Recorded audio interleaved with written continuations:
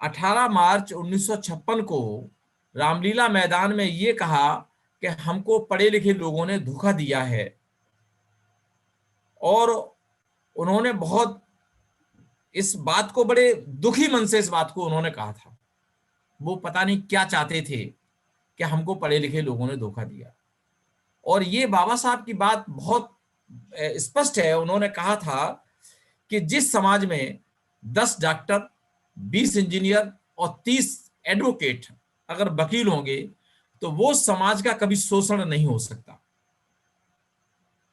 जिस समाज में 10 डॉक्टर, 20 इंजीनियर और 30 वकील अगर होंगे तो उस समाज का कभी शोषण नहीं हो सकता। अब इन दोनों बातों को थोड़ा सा अध्ययन करने की कोशिश करते हैं कि अगर बाबा साहब के 18 मार्च के उस वक्तव्य का अध्ययन करें कि अगर हमको पढ़े लिखे लोगों ने धोखा नहीं दिया होता तो बाबा साहब हमसे क्या चाहते थे, एक बात। दूसरी बात, आज जो है प्रत्येक हमारे समाज में 10 डॉक्टर की जगह हजारों की संख्या में बहुजन समाज में डॉक्टर्स हैं। 20 इंजीनियर की जगह हजारों की संख्या में हमारे पास इंजीनियर्स हैं, और वकीलों की मैं जहां तक समझता हूं लाखों की संख्या में होंगे। अगर देखा जाए तो डॉक्टर, इंजीनियर और वकील बहुजन समाज में अगर गिनती देखी जाए तो मैं समझता हूं लाखों की संख्या में ये गिनती होगी। उसके बाद भी आज के वर्तमान के परिप्रेक्ष्य में बहुजन समाज की ये दुर्दशा क्यों है, ये समझने का बहुत आवश्यक और अनिवार्य विषय हो जाता है। अब इसमें हम जानना चाहते हैं कि जो ये अनिवार्य विषय है, यहां जो हो जाता है कि आज लाखों की संख्या में डॉक्टर, इंजीनियर और वकील होने के बाद और पढ़े लिखे लोगों की संख्या भी पर्याप्त होने के बाद भी आज जो है हमारे समाज की दुर्दशा है। तो उसका अध्ययन महानायक काशीराम जी स्कूल ऑफ थिंकिंग के द्वारा किया गया, और पेबैक सोसाइटी प्रोग्राम के द्वारा ये बात बताने का और समझाने का काम पूरे देश में किया जा रहा है कि हम लोग कहीं ना कहीं अपना इंट्रोस्पेक्शन समाज का करने में कम पड़े हैं। हम लोग जाति को समझने में कम पड़े हैं, क्योंकि ये जो दुर्दशा है ये सिर्फ जाति के कारण है। हम लोग जाति को जीने का काम तो कर रहे हैं, जाति को जानने की कोशिश नहीं कर रहे हैं। जाति को हम जी रहे हैं, और जाति को जी रहे हैं इसीलिए हमारी दुर्दशा है।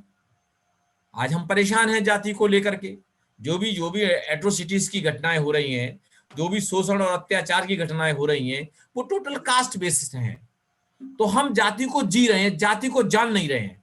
अगर हम जाति को जानना शुरू कर दें, अगर हम जाति को जानना शुरू कर दें तो हम जाति को हैंडल करना शुरू कर देंगे, और जाति को जब हैंडल करना शुरू कर देंगे तो हम समाधान की तरफ चले जाएंगे, और समाधान जब निकाल लेंगे तो वो जो है हमारा जो बाबा साहब चाहते थे कि पढ़े लिखे लोगों ने जो धोखा दिया, अगर पढ़े लिखे लोगों ने धोखा नहीं दिया होता तो क्या किया होता, तो आज वो जाति को समझ करके समस्या का समाधान निकालने में सक्षम हो गए होते। तो आज जो समाज जाति को समझ करके समझाने का काम नहीं कर पा रहा है, और इस काम में जो अपरिपूर्ण पड़ रहा है, वो क्या पड़ रहा है उसको हमें अब जानना बहुत जरूरी है। मेन बात यह है कि जाति के कारण, जाति की कल्चर, स्टूपिडिटी ऑफ कास्ट है ना, अनथिंकिंगनेस ऑफ कास्ट, ये सारे कास्ट के ही फैक्टर्स हैं। हम लोगों को इसको समझने का बहुत अनिवार्य हो जाता है। अब अगर हम जाति को अध्ययन करके देखते हैं तो क्या देखते हैं कि सम्राट अशोक के समय हम लोगों को, जैसा कि हमारे इतिहास से ज्ञात होता है कि सम्राट अशोक का एक ऐसा शासनकाल था जिसमें जाति विहीन समाज था। जाति को लगभग डाइल्यूट कर दिया गया था, और डाइल्यूट के बाद उस समय में सोच विचार करने वाला समाज बन चुका था, और इसीलिए सोच विचार करने वाले समाज के बाद जाति डाइल्यूट हो चुकी थी और लोगों में कॉपरेशन था। लेकिन वो जो जाति को, जो उन्होंने कॉपरेशन को खत्म किया, और उस समय जो सोच विचार करने वाला समाज था जिसके कारण जाति जन्म हुई है, जाति पैदा हुई है, वो जाति सोच विचार करने वाली शिक्षा का समाप्त किया गया। एक डेनाइल ऑफ एजुकेशन, मतलब इनफोर्स इग्नोरेंस, मतलब जबरदस्ती हमको जो है जाति हमारे ऊपर थोपी गई। वो बृहद्रथ की हत्या के बाद ये समाज का जो है जाति हमारे ऊपर थोपी गई। हमसे जो है शिक्षा का अधिकार छीना गया, और हमसे जो है आत्मरक्षा का अधिकार छीना गया, और हमसे संपत्ति का अधिकार छीना गया। ये जो तीनों काम थे, इन तीनों के छीनने से जो सहकार था, जो कॉपरेशन था समाज में, वो खत्म हुआ। और उस खत्म होने की वजह से हम जाति के मकड़ जाल में फंसते चले गए। वो मकड़ जाल में कैसे फंसे ये भी समझना जरूरी है कि उन्होंने इन तीनों अधिकारों को खत्म करने के बाद जो सोच विचार करने वाला समाज था, अनुवांशिकी जो मतलब थिंकिंग स्किल बेस्ड समाज था, सोच विचार करने वाला, उस समाज को अनथिंकिंगनेस में कन्वर्ट किया गया। और आत्मरक्षा का अधिकार छीनने से जो उसको, आत्मरक्षा का अधिकार का मतलब है फोर्स इग्नोरेंस, आपके आपसे वो छीना गया, संपत्ति छीनी गई और शिक्षा बलात् आपसे छीनी गई और आपको धकेल दिया गया, आपको उसमें मकर जाल में फंसा दिया गया। इस काम को ब्राह्मण ने कैसे किया? ये जो मनुवादी लोग, नॉट ब्राह्मण, दैट इज मनुवादी लोग, इन्होंने कैसे किया? इन्होंने जो है आपसे ये छीनने के बाद उन्होंने बहुत सिस्टमेटिक तरीके से सुमित भार्गव नामक जो है, जो बनारस का ब्राह्मण था, उसकी अध्यक्षता में एक ग्रंथ की रचना की गई, दैट इज द मनुस्मृति। उस मनुस्मृति के द्वारा इन सब को छीनने के बाद आपको उन्होंने, ब्राह्मण ने एक बहुत बढ़िया काम किया, अपने को एक बंद चाकोरी में बंद कर दिया, एक चाकोरी में बंद कर दिया। और चाकोरी में बंद करके उन्होंने एक बहुत बढ़िया बात कही कि दो बातें कही उन्होंने। पहला ये कि मैं श्रेष्ठ हूं,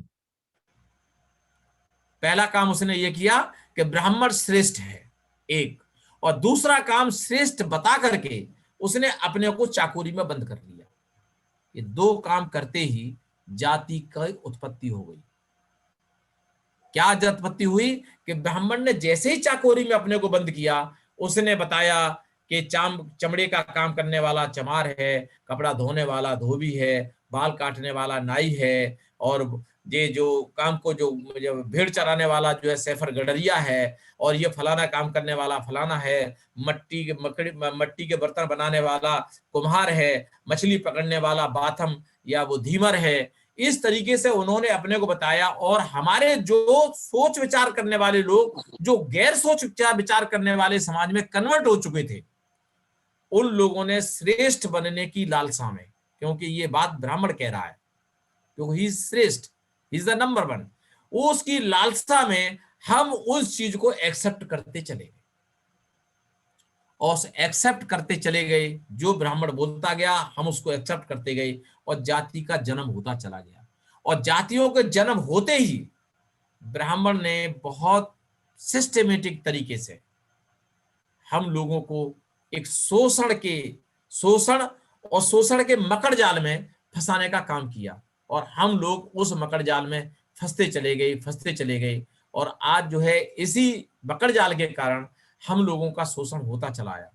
अब बाबा साहब का वो वक्तव्य अगर हम याद करें कि पढ़े लिखे लोगों ने हमें धोखा दिया, तो बाबा साहब ये चाहते थे कि जो हमारे लोगों से सोच विचार करने वाली शिक्षा छीनी गई है, वो सोच विचार करने वाले बने, वो बहुजन महापुरुषों की विचारधारा को समझने का काम करें और समझाने का काम करें।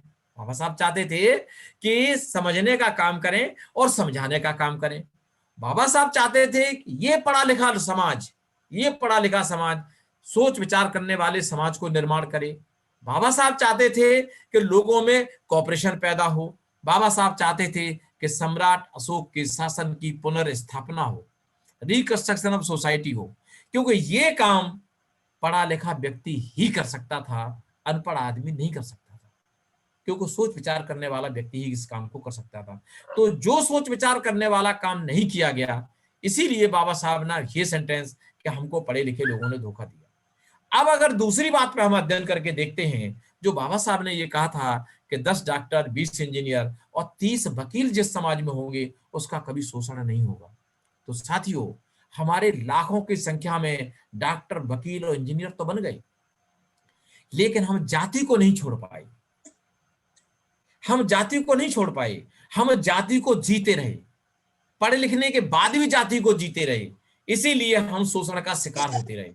अगर हम सोच विचार करने वाले बन जाते, सोच विचार वाले बन करके उस पर काम करना शुरू कर देते, लोगों को एजुकेट करना शुरू कर देते, तो शायद जात डाइल्यूट डी कास्ट होना शुरू हो जाती और कास्टलेसनेस की तरफ भी हम जा सकते थे, लेकिन वो काम नहीं हो पाया। ये जो कंसेप्ट है कास्ट को जन्म होने का, अब चाहे वो सिखिज्म का मामला हो, सिखिज्म में भी आप देखेंगे कि वहां पर जो जाट सिख हैं और नॉन जाट सिख हैं, तो जाट सिख और नॉन जाट सिख में भी हमारा जो नॉन जाट सिख है, जो रेदसिया चमार के नाम से जाना जाता है, उसके अंदर कहीं ना कहीं फियरनेस रहती है। ये क्या चीज है? ये हम जाति को जीने का काम कर रहे हैं, हम जाति को जीने का काम कर रहे हैं, हम जाति को जानने का काम नहीं कर रहे हैं। जबकि सिखों में कोई जाति धर्म नहीं माना जाता है, और गुरु गुरु गुरु गोविंद सिंह साहब के पंच प्यारे जो थे वो बहुजन समाज से थे, शूद्र समाज से थे। लेकिन ये सब होने के बावजूद भी आज हम जो है सिखिज्म में भी इस चीज को जीने का काम कर रहे हैं। ये बात बुद्धिज्म में भी देखने के लिए मिलती है। बुद्धिज्म में कुछ लोग ये बुद्धिजीवी बात करते हुए, मुझे बुद्धिजीवी तो नहीं कह सकते हम उनको, कुछ लोग ये बात करते हुए मिल जाते हैं जो सवर्ण समाज से अपने को बताते हैं कि अगर बाबा साहब ने बुद्धिज्म की तरफ आपको, हमारे बहुजन समाज को डाइवर्ट नहीं किया होता, तो बुद्धिज्म इस देश में पूरी चरम सीमा पर बढ़ गया होता, क्योंकि शेड्यूल कास्ट के लोगों ने बुद्धिज्म को ग्रहण किया है। ये बात सवर्ण समाज के लोग कहते हैं। अब अगर हम पुराने उसमें चले जाएं, तो बुद्धिज्म को खत्म करने का काम किसने किया? बुद्धिज्म को खत्म करने का काम तो सवर्ण के लोगों ने ही किया है। ये बात सोच विचार करने वाली है, ये बात जानने वाली है कि जो लोग जिसको खत्म करने की बात कर रहे हैं, वही लोग उसको जन्म देने की बात भी कर रहे हैं। उन्होंने ही बुद्धिज्म को खत्म किया और वो ही बुद्धिज्म को दोषारोपण करने का काम कर रहे हैं। ये काम सोच विचार करने वाला आदमी कर सकता है, और सोच विचार करने वाला आदमी समाज को बताने का काम कर सकता है, जो समाज के लोगों ने नहीं किया। ये बात हम जो देखते हैं जब जिस देश के अंदर, अब हम अपने समाज के, एक आम समाज की अगर संरचना का अध्ययन करके देखते हैं, तो हम आप लोगों को ये बात बता दें कि हम चाहे किसी भी समाज से हों, डॉक्टर हों, वकील हों, इंजीनियर हों, हम पढ़े लिखे हों, हम अपने को जाति में के मकर जाल में फंसा के बैठे हुए हैं। आज चाहे रोटी बेटी का रिश्ता हो, चाहे कोई और मामला हो, हम पहले जाति को जरूर समझने की और जानने की कोशिश करते हैं, लेकिन हम उसको कभी भी हैंडल करने का काम नहीं कर रहे हैं। इसीलिए जातियां खत्म नहीं हो पा रही हैं। अगर हम जाति को हैंडल करने का काम शुरू कर देते, तो शायद जाति डाइल्यूट होना शुरू हो जाती। तो बाबा साहब का ये सपना कि जाति जो है वो हमें पढ़े लिखे लोगों ने धोखा दिया, और पढ़े लिखे डॉक्टर, वकील और इंजीनियरों के बावजूद भी आज पूरे समाज में हम इसको जीने का काम कर रहे हैं। ये जाति का जो मकर जाल है, इससे हमको जाति निजात होने के लिए हमको अनथिंकिंगनेस ऑफ कास्ट, और जो जो जो जाति के बारे में ये कहावतें मानी जाती हैं कि जन्म से आती है, जन्म से जाती है, जाति भगवान की देन है, जाति पैतृकता है, इस चाकोरी से हमको निकलना पड़ेगा। इस चाकोरी से हमको जाति created by a man society, जाति समाज के लोगों द्वारा निर्मित की गई चीज है, ये not gifted by the God. ये बात हमको जाननी पड़ेगी, ये बात हमको समझनी पड़ेगी, और ये हमें अपने लोगों को समझानी पड़ेगी। तो तभी हम जो है कास्ट के चाकोरी से निकलने पड़ेंगे। बाबा साहब का एक sentence, we enlarge our mind, और बहुत बढ़िया तरीके से उन्होंने उसको समझाया। मुझे पूरी तरीके से वो नहीं जानकारी में ध्यान आ रहा है इस समय, लेकिन हमको अपना दिमाग बड़े स्तर से सोचना पड़ेगा, बड़े सबसे क्रिएटिव होना पड़ेगा, और उस पे प्रॉब्लम को सॉल्व करने के लिए अपने आप को बिल्कुल लास्ट पॉइंट तक जाना पड़ेगा, और उस पर एक्शन आइडियोलॉजी पर काम करना पड़ेगा, जिस पर आज पेबैक सोसाइटी कार्यक्रम कर रही है, जो महाराज काशीराम जी स्कूल ऑफ थिंकिंग जो वहां पर है, उसके द्वारा टोटल इसी पर काम किया जा रहा है। ये मैं जाति पर जो बता सकता हूँ, जो मैंने आपको बताने का काम किया। इस संदर्भ में कोई भी साथी कोई क्वेश्चन करना चाहे, पूछना चाहे, तो मैं बताने के लिए तैयार हूँ। थैंक यू सभी साथियों को। Jai Bhim. Over to doctor Kashmir Chand ji.